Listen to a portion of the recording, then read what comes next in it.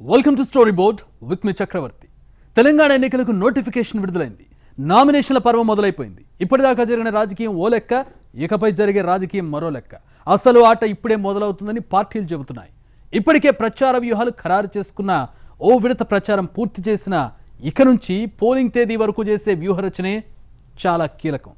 ఈ కొన్ని రోజుల ఎన్నికల సన్నద్ధతే గెలుపోటముల్ని డిసైడ్ చేసే అవకాశం కనిపిస్తోంది. మరోవైపు ఇప్పటికే పీక్స్కు చేరిన జంపింగుల పర్వం ఇంకే రేంజ్కు చేరుతుందో చూడాల్సి ఉంది. క్షేత్రస్థాయిలో మారుతున్న సమీకరణలు కూడా ఆసక్తి రేపుతున్నాయి. తెలంగాణ అసెంబ్లీ ఎన్నికలకు నోటిఫికేషన్ విడుదల చేసింది కేంద్ర ఎన్నికల సంఘం. నామినేషన్ల ప్రక్రియ కూడా షురూ అయింది. ఈ నెల 10 వరకు నామినేషన్ పత్రాలను స్వీకరిస్తారు. ఆదివారం మినహా మిగిలిన రోజుల్లో ఉదయం 11 గంటల నుంచి మధ్యాహ్నం 3 గంటల వరకు నామినేషన్లు స్వీకరించనున్నారు. తెలంగాణ వచ్చిన 10 ఏళ్ల తర్వాత జరిగే ఎన్నికల్ని కీలక మలుపుగా చూస్తున్నాయి పార్టీలు. ప్రధాన పార్టీలకు ఎన్నికలపై భిన్నమైన అంచనాలున్నాయి. హ్యాట్రిక్ గెలుపు కోసం బీఆర్ఎస్, తెలంగాణ ఇచ్చిన పార్టీగా ఒక్క ఛాన్స్ అంటూ కాంగ్రెస్, డబుల్ ఇంజన్ సర్కార్ పేరుతో బీజేపీ ఓటర్ల దగ్గరికి వెళ్తున్నాయి. 2014, 2018 ఎన్నికల్లో తెలంగాణ సెంటిమెంట్ బలంగానే పనిచేసింది. అభివృద్ధి, సంక్షేమంతో పాటు సెంటిమెంట్ ఎప్పుడూ కీలకాంశంగా ఉంది.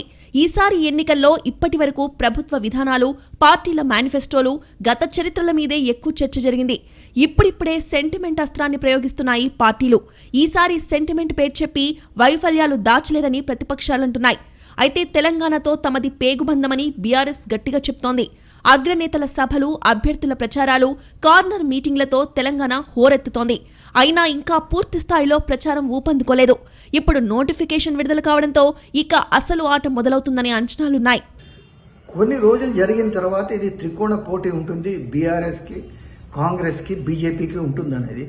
కానీ కొన్ని కారణాల వల్ల ముఖ్యమైనది ఏంటంటే బండి సంజయ్ని తీసేసి కిషన్ రెడ్డిని వేయడంతో ఏమైందంటే యూత్ ఎవరైతే అట్రాక్ట్ అవుతున్నారో బండి సంజయ్ చూసి వాళ్ళు ఇప్పుడు కొంచెం ఒక వెనకం చేశారనేది అనిపించింది.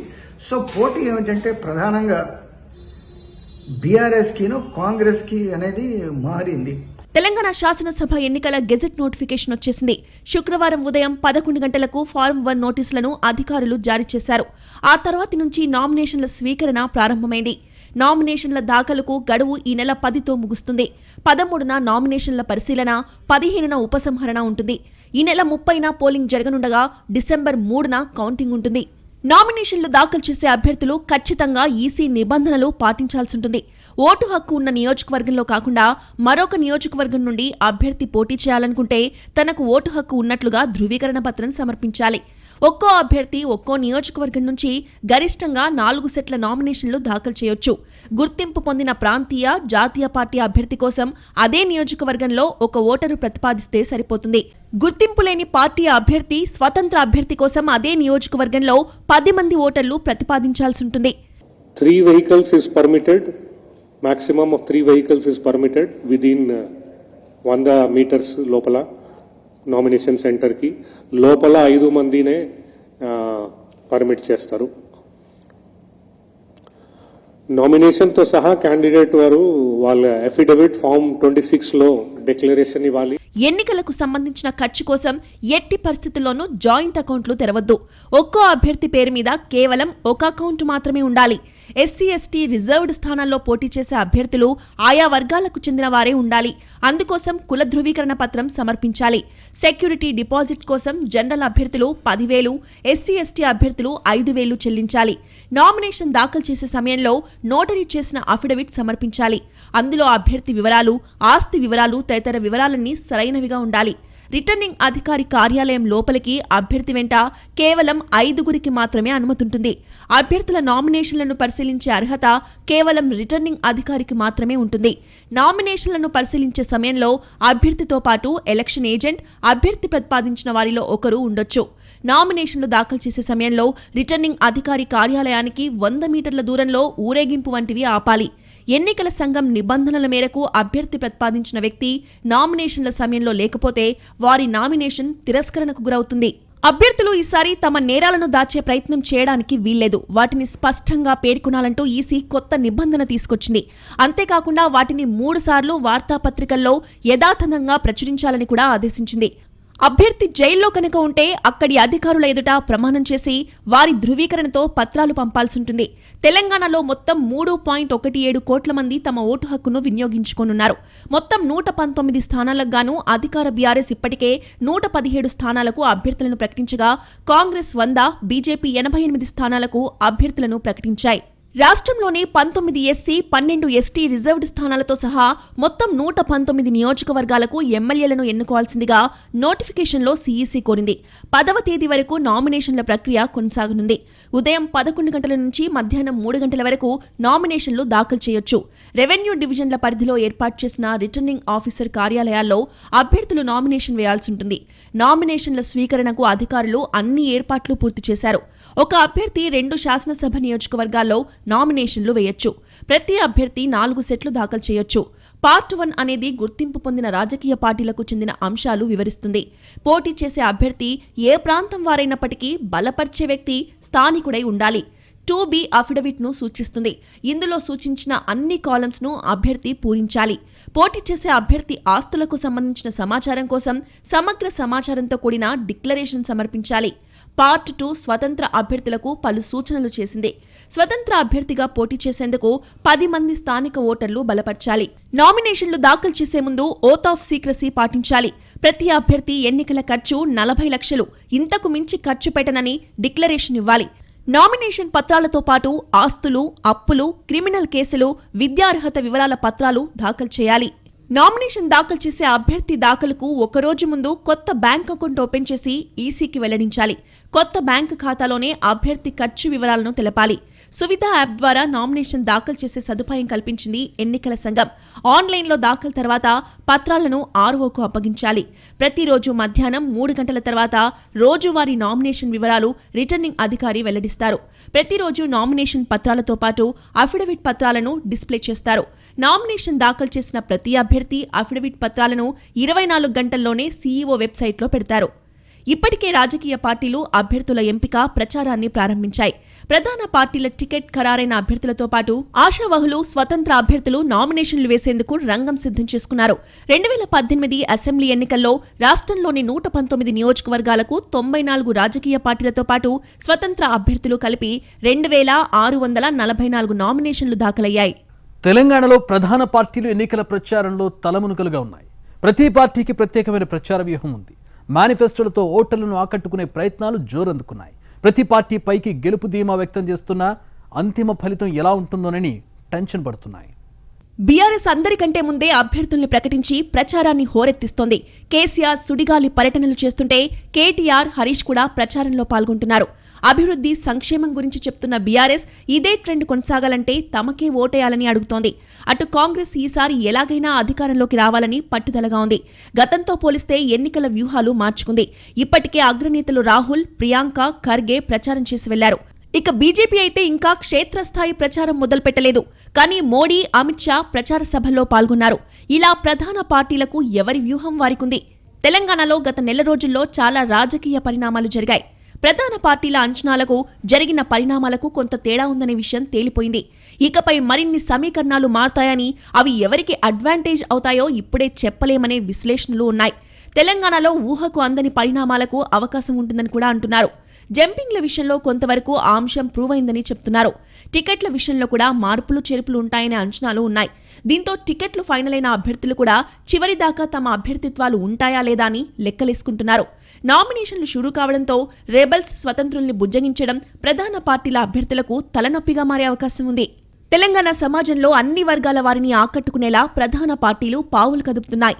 మేనిఫెస్టోలతోనే ఆకట్టుకోవాలని ప్రయత్నాలు చేస్తున్నాయి.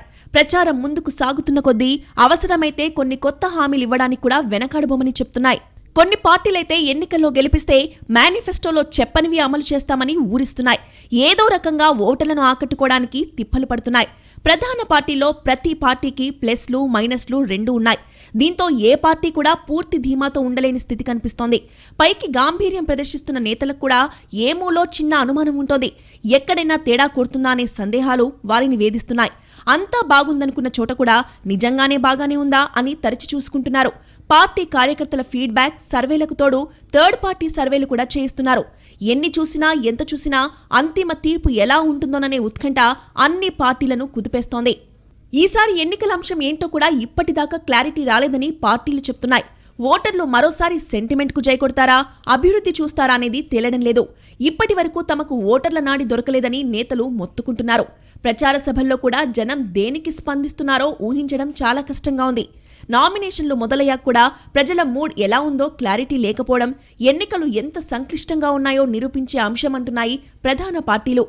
దీంతో ఈసారి ఎన్నికలు ఆషామాషీ కాదని పార్టీలన్నీ ఓ అంచనాకొచ్చేశాయి. అందుకే ఏమరపాటుగా ఉండొద్దని అభ్యర్థుల్ని హెచ్చరిస్తున్నాయి. ప్రచార గడువు ముగిసేలోపు వీలైనన్నిసార్లు ఓటర్లను వ్యక్తిగతంగా కలవాల్సిందేనని తేల్చి చెప్తున్నాయి. ముఖాముఖి ప్రచారం ఖచ్చితంగా ప్రభావం చూపుతుందనే అంచనాలు వేస్తున్నాయి. ఏదో పైపైన ప్రచారం చేస్తే చాలదని చాలా జాగ్రత్తగా వ్యవహరించాలని చెప్తున్నాయి. ఇంటింటి ప్రచారం విషయంలోనూ అప్రమత్తంగా ఉండాలంటున్నాయి.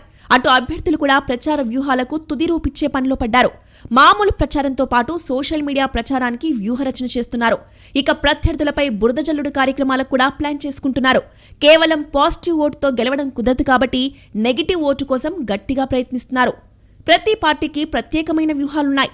ఎవరికి వారు గెలుపు విషయంలో సొంత లెక్కలు, అంచనాలు ఉన్నాయి. కానీ ఇవే నిజమవుతాయని మాత్రం ఎవరూ చెప్పలేకపోతున్నారు. ఎప్పుడైనా అంచనాలు కాస్త అటూ ఇటు కావడం సహజమే. కానీ ఈసారి మాత్రం పూర్తిగా తలకిందులైనా ఆశ్చర్యపోనక్కర్లేదనే వాదన వినిపిస్తోంది. సహజంగా ప్రతి పార్టీకి కొన్ని నియోజకవర్గాల్లో బలం ఉంటుంది. ఈసారి అలాంటి నియోజకవర్గాల్లో కూడా ఆ పార్టీనే విజయం సాధిస్తుందని గట్టిగా చెప్పలేని పరిస్థితి నెలకొంది. అందుకే పోలింగ్కు ఇంకా నెల రోజులే సమయం ఉన్న తరుణంలో ఇంకెన్ని చిత్రాలు చూడాల్సి వస్తుందోనని ఓటర్లు చర్చించుకుంటున్న పరిస్థితి కనిపిస్తోంది. గతెన్నికలతో పోలిస్తే ఈసారి తెలంగాణ ఎన్నికలకు జాతీయ పార్టీల అగ్రనాయకత్వాలు చాలా ప్రాధాన్యత ఇస్తున్నాయి. ఎన్నికలు ఎదుర్కొనే బాధ్యతను పూర్తిగా స్థానిక నేతలకు వదలకుండా వీలైనంత వరకు జాతీయ నేతలు భాగస్వాములవుతున్నారు. కేవలం ప్రచారానికి పరిమితం కాకుండా వ్యూహాలు, టికెట్ల ఖరారు విషయంలోనూ కీలక పాత్ర పోషించారు. రోజువారీ ఎన్నికల ప్రచారాన్ని కూడా ఢిల్లీ నుంచే పర్యవేక్షిస్తున్న పరిస్థితి ఉంది. ఎన్నికల కోసం ప్రధాన పార్టీలన్నీ వార్ రూమ్లు ఏర్పాటు చేయడం మరో కీలక పరిణామం. ఇలా ఎన్నికల్లో గెలుపు కోసం చేయగలిగినన్ని ప్రయత్నాలు చేస్తున్నాయి పార్టీలు. నేతలు ఎక్కడా రిలాక్స్ కాకుండా కార్యాచరణ ఇస్తూనే ఎప్పటికప్పుడు పనితీరుపై ప్రోగ్రెస్ రిపోర్ట్లు ఇస్తున్నాయి. దీంతో నేతల దగ్గర నుంచి క్యాడర్ వరకు అందరికీ పోలింగ్ రేస్ మొదలైపోయింది. పోలింగ్ ముగిసేదాకా అప్రమత్తంగానే ఉండాలని పార్టీలన్నీ చెప్పేస్తున్నాయి. కేవలం అభ్యర్థులే కాకుండా గెలుపు విషయంలో అందరూ బాధ్యత తీసుకోవాల్సిందేనని చెప్పేస్తున్నాయి. అభ్యర్థులతో పాటు ప్రతి నియోజకవర్గంలో సీనియర్ నేతలు, లోకల్ క్యాడర్ అందర్నీ కలుపుకొని ప్రచార బృందాల్ని ఏర్పాటు చేస్తున్నాయి. ప్రత్యర్థి ఏ అంశంలో బలహీనంగా ఉందో చూసుకొని అక్కడ స్కోర్ చేసేలా పనిచేయాలని ఎప్పటికప్పుడు నేతలకు సూచనలు వస్తున్నాయి. ఈ పరిస్థితి గతంలో ఎప్పుడూ లేదనే వాదన వినిపిస్తోంది. పూర్తిస్థాయి ప్రచారం మొదలు కాకముందే పరిస్థితి ఇలా ఉంటే ఇక అన్ని పార్టీలు గ్రౌండ్లోకొచ్చాక సీన్ ఎలా మారుతుందో చూడాల్సింది. తెలంగాణలో అసలు ఆట మొదలైపోయింది. ఇక నుంచి పోలింగ్ తేదీ వరకు అభ్యర్థులు కత్తి మీద సాము చేయాల్సిందే. ఇక వెనక్కు తిరిగి చూసుకునే టైం ఉండదు. విజయము, వీరస్వర్గము తేల్చుకోవాల్సిందే. అందుబాటులో ఉన్న వనరులతోనే చావోరేవో అన్నట్టుగా పోరాడాలి. సాకులు చెప్పే సమయం గడిచిపోయింది. ఇక గెలుపైనా ఓటమైనా అభ్యర్థులదే బాధ్యత అన్న పరిస్థితి వచ్చేసింది. ప్రతి ఓటరు కీలకమే. ప్రచారంలో ప్రతి అంశము ముఖ్యమే. ఒకటి చేసేసాం, రెండోది చేయకపోయినా నష్టం లేదులే అనుకోవడానికి లేదు. ప్రచారాన్ని కూడా కొత్త పుంతలు తొక్కించాలి. ప్రచారంతో ఆకర్షించే వారిని ఆకర్షించాలి. ఇంటింటికి వెళ్లి ఓటర్లను ప్రసన్నం చేసుకోవాలి. చిన్న చిన్న మీటింగ్లతో అన్ని వర్గాల్ని తమ వైపుకు తిప్పుకోవాలి.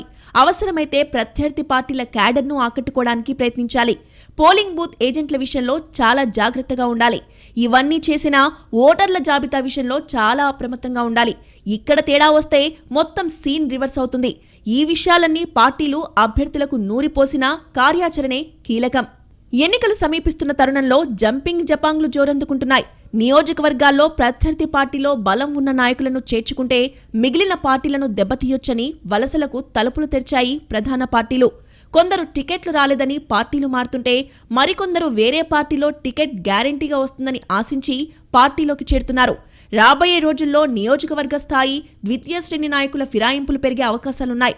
టికెట్ ఇస్తే భారీగా ఖర్చు చేయడానికి ఏమాత్రం వెనకాడకుండా టికెట్ కోసం ప్రయత్నిస్తున్న వారి సంఖ్య ఎక్కువగానే ఉంది. ఇప్పటికే జిల్లా పరిషత్, పురపాలక సంస్థల చైర్మన్లుగా ఉన్నవారు కూడా తదుపరి గమ్యం శాసనసభ అంటూ హోరాహోరీ ప్రయత్నం చేశారు. ఇలా ప్రయత్నం చేసి టికెట్ దక్కకపోయేసరికి ప్రత్యామ్నాయం వెతుక్కుంటున్నారు. తెలంగాణలో 6 నెలలుగా జంపింగ్ సీజన్ కొనసాగుతోంది. ఎలక్షన్ స్కెడ్యూల్ కు ముందు తర్వాత ఇది మరింత ఊపందుకుంది. బీఆర్ఎస్ నుంచి కాంగ్రెస్ కు, కాంగ్రెస్ నుంచి బీఆర్ఎస్ కు పలువురు నేతలు మారారు. అటోళ్లు ఇటు, ఇటోళ్లు అటు చేరిపోయారు. బీఆర్ఎస్, కాంగ్రెస్ పార్టీల్లోనే జంపింగ్లు ఎక్కువగా ఉంటున్నాయి. మునుగోడు బైపోల్ టైంలో బీజేపీలోకి జోరుగా ఉన్న వలసలు అసెంబ్లీ ఎన్నికలొచ్చేసరికి లేకుండా పోయాయి.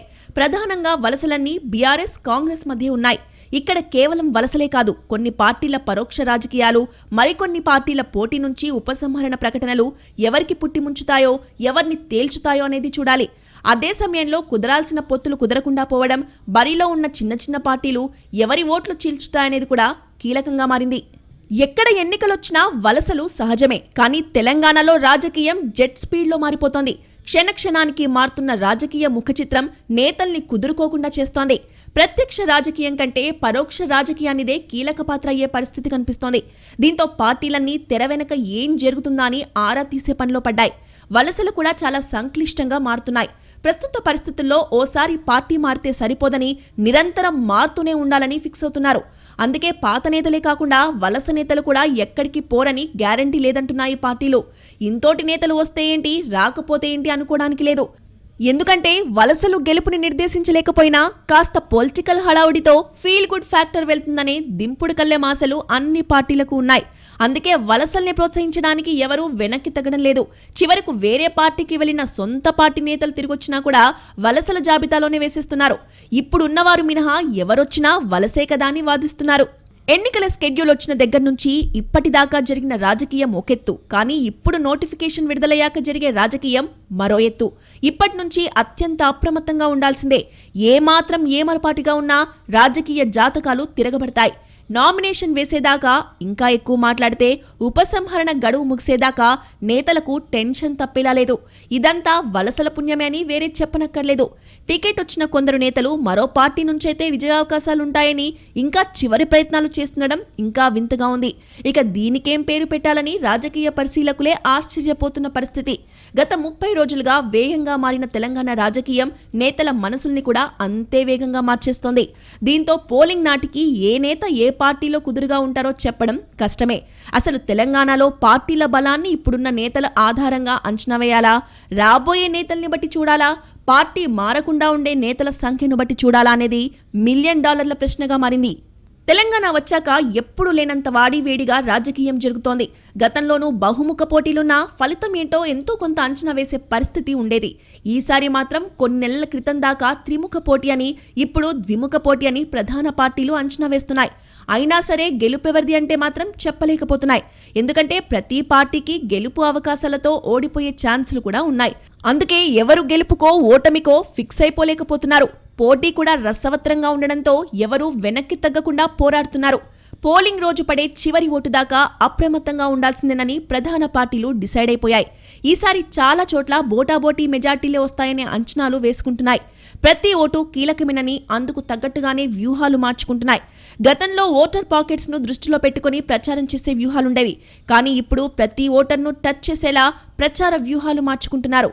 సరైన ప్రచార వ్యూహం రచిస్తే గెలిచినట్టే అంటున్నాయి ప్రధాన పార్టీలు. ఎన్నికల వ్యూహకర్తలకు ధీటుగా నియోజకవర్గ స్థాయిలో లోకల్ లీడర్లకు ప్రాధాన్యత లభిస్తోంది. ఓటర్లను పేరుగా పలకరించగలిగే నేతల్ని అభ్యర్థులు వెంట తిప్పుకుంటున్నారు. వారిని ప్రసన్నం చేసుకోవడానికి నానా తిప్పలు పడుతున్నారు. ఎంతమంది లోకల్ నేతలు అండగా ఉంటే అంతగా విజయం చేరువవుతుందని బలంగా నమ్ముతున్నారు. ఒక్కసారి అధిష్టానాల దగ్గర టికెట్ కన్ఫర్మ్ చేసుకుంటే గెలుపు బాధ్యత మొత్తం లోకల్ లీడర్లకు అప్పగించక తప్పని పరిస్థితి నెలకొంది. అసంతృప్తుల్ని బుజ్జగిస్తూ సబ్దుగా ఉన్న నేతల్ని యాక్టివ్ చేస్తూ అభ్యర్థులు నియోజకవర్గాల్లో కలియదిరుగుతున్నారు. ఓటర్ల దగ్గరకు వెళ్లే ముందే లోకల్ నేతలు క్యాడర్ను సమీకరించుకునే పనిలో బిజీగా ఉన్నారు. కొన్ని నియోజకవర్గాల్లో అభ్యర్థుల ప్రచారం కంటే ముందే వారికి కౌంటర్ ప్రచారాలు షురూ అయ్యాయి. అసంతృప్త లోకల్ నేతలు చేస్తున్న ఈ ప్రచారాలు అభ్యర్థులకు దడ పుట్టిస్తున్నాయి. నామినేషన్లు, ప్రచారాలు, బుజ్జగింపులు, అసంతృప్తులు ఎప్పుడూ ఉండే విషయమే. కానీ ఈసారి కొత్తగా లోకల్ లీడర్లను ప్రతిక్షణం సంతృప్తిపరచాల్సిన కొత్త పని అభ్యర్థులపై పడింది. అదే సమయంలో రాష్ట్ర స్థాయిలో వేగంగా మారుతున్న సమీకరణాలు ఎప్పుడు ఎవరి పుట్టి ముంచుతాయో తెలియని పరిస్థితి ఉంది. ఒక్క ప్రెస్ మీట్ జాతకాలు మార్చేస్తోంది. ఒక్క ప్రెస్ నోట్ సమీకరణాల్ని మార్చేస్తోంది. ఒక పార్టీ పొత్తు పెట్టుకుంటే ఒకలా, లేకపోతే మరోలా నియోజకవర్గాల్లో ఓటర్ల మనసు మారిపోతోంది. ఈ మార్పులు అంతిమంగా ఎటు దారి తీస్తాయి, ఏ పార్టీకి అడ్వాంటేజ్ అవుతాయో తేల్చడం తలపండిన పరిశీలకులకు కష్టంగానే ఉంది.